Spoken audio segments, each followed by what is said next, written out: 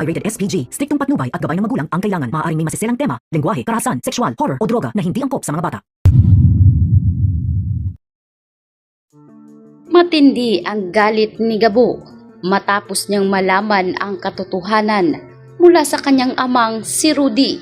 Nang magising ito ay sising-sisi talaga itong si Rudy sapagkat naaawa siya kay Gabo dahil si Gabo na ang gumagawa ng paraan para madugtungan pa ang buhay ni Rudy. Sa pagkakataong ito ay humingi nga ng tawad si Rudy sapagkat nadamay si Gabo sa hirap ng kanilang dinaranas ngayon. Inamin ngayon ni Rudy na kung hindi lang umano na agaw sa kanya at sapat ang hatian sa naturang ginto na nakita nila noon ng kanyang mga kasamang minero, ay dapat mayaman na sila ngayon at hindi umano nararanasan ni Gabo ang tindi ng kahirapan ng buhay. Kaya naman tinanong ni Gabo kung ano nga ba talaga ang tunay na nangyari noon sapagkat nasaksihan kasi ni Gabo ang nangyaring pagpaslang sa kanyang ina. Kaya naman dito na isinalaysay ni Rudy ang nangyari sa una at dulo ng naturang insidente. Inamin ngayon ni Rudy na 3 umano silang minero noon na naghahanap ng ginto. May mapa silang nakuha. Kaya naman sinubukan nila itong bungkalin ng bungkalin hanggang sa umabot sa punto na sumuko na rin sila. Kaya naman itong si Rudy ay hindi rin nawala ng pag-asa dahil naniniwala siya na may ginto talaga sa naturang kuweba. Sinubukan niya itong bungkalin. Kaya naman agad-agad ay dito nakita ni Rudy ang mga bloke-blokeng ginto na kung saan ito rin ang magiging sagot sa kanilang kahirapan. Matapos ngang makita ito ni Rudy, ay agad niyang kinausap ang kanyang 2 pang kasamahan. Subalit hindi niya inaasahan na sa pagkakataong iyon ay tatraydo rin siya ng kanyang kasamang pulis at isa pang kasamahan. Ito nga noon si Ricardo at Mariano. Sa pagkakataong ito ay dito na nga nilusob si Rudy sa pag-aakala na may mga ginto pa talaga si Rudy noon na hawak.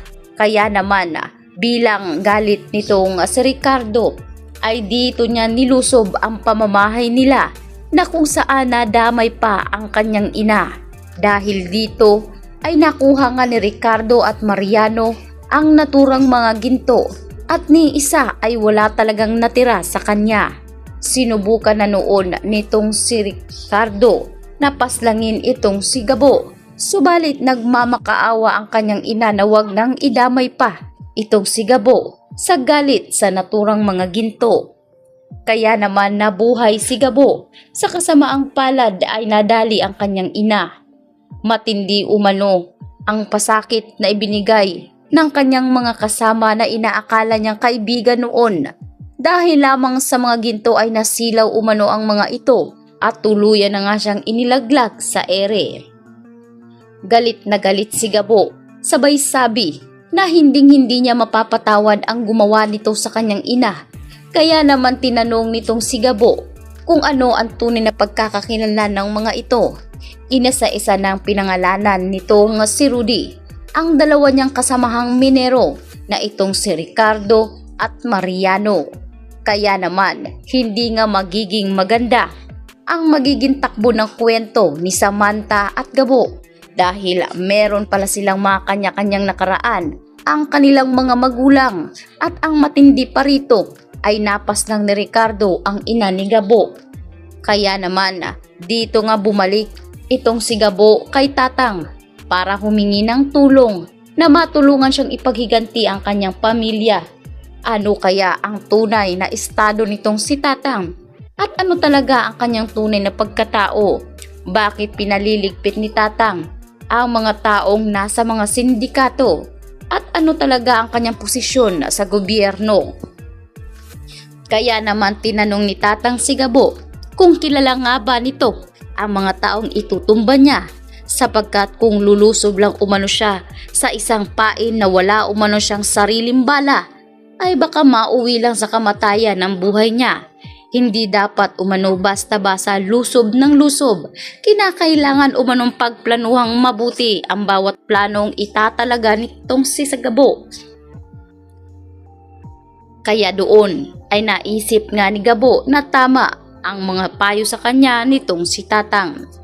Bumalik si Gabo sa kanila at sinabi nga dito kay Rudy na balang araw ay magkakatagpo rin sila ng taong ito sapagkat buhay ang kinuha nitong mga ito, buhay rin ang kukunin nitong si Gabo. Ngunit hindi naman inaasahan nitong si Gabo na ang babaeng paulit-ulit niyang nakikita ay siya pala ngayong mga magulang nitong si Samantha. Dahil dito ay nakuha nga ni Gabo ang pagkakakilanlan ng mga tinutukoy ngayon ng kanyang amang si Rudy at itong si Ricardo, Jacinto at Mariano Zafra. Kilalang kilala umano raw ito ni Tatang at talaga namang mabigat ang kanilang tungkulin at malalaking organisasyon ang hawak ng mga Zafra, kaya hindi na magtataka si Tatang kung sakaling kakalabanin ito ni Gabo dahil ito rin pala ang mga kasamahan ng ama nitong si Gabo noon na si Rudy. Matagal na umanong talaga namang kalat ang naturang kwento. Anya pa ni Tatang noong kabataan niya ay meron talagang kwentong may ginto sa naturang kuweba at may mga taong minero roon na biglangang yumaman dahil sa mga ginto na kanilang nakuha. Kaya naman hindi inaasahan ni Tatang na isa pala sa mga minerong nakakuha ng ginto doon ay ang kanyang ama. Ngunit depensa ni Gabo na naghirap sila ngayon dahil sa mga sakim niyang mga kasamahan. Kinuha umano ang mga naturang ginto at pinaslang pa ang kanyang ina.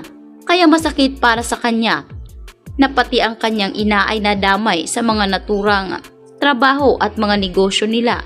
Ganun pa man ay mas lalo pang tumindi ang galit ni Gabo dahil sa kanilang sitwasyon ngayon at payaman ng payaman ang mga taong nanlamang sa kanyang ama. Kaya mungkahi nitong si Tatang na kailangan umanong pagplanuhang mabuti ni Gabo ang mga bawat kilos niya at kilalanin ang mga taong pwede nga niyang kalabanin dahil hindi umano biro ang tatahaking landas ni Gabo. Kaya naman sa susunod na misyon nito ay kinakailangang makilala na ni Gabo ang mga Zafra at ang mga Jacinto. Ang tinutukoy ni Tatang ng mga Zafra ay ang pinagkuhanan nga ng ginto nito nung nakaraang misyon nito. Kaya naman itong si Samantha na rin ay tila dismayado at malungkot sa kadahilanan na tatanggalin na siya sa serbisyo. At dito rin siya pinagalitan ng kanyang amang si Ricardo dahil sa paulit-ulit umano nitong pagpapahiya sa kanilang pangalan. Kaya naman anya ni Ricardo, sa susunod na ipapahiya pa ni Samantha ang kanyang pangalan ay kakalimutan umano ni Ricardo na anak niya si Samantha. Bagay na ikinasakit ngayon ng dalaga sapagkat kahit anong gawin niya ay tila wala pa rin kwenta para sa kanyang ama ang lahat ng pinaghirapan nitong si Samantha.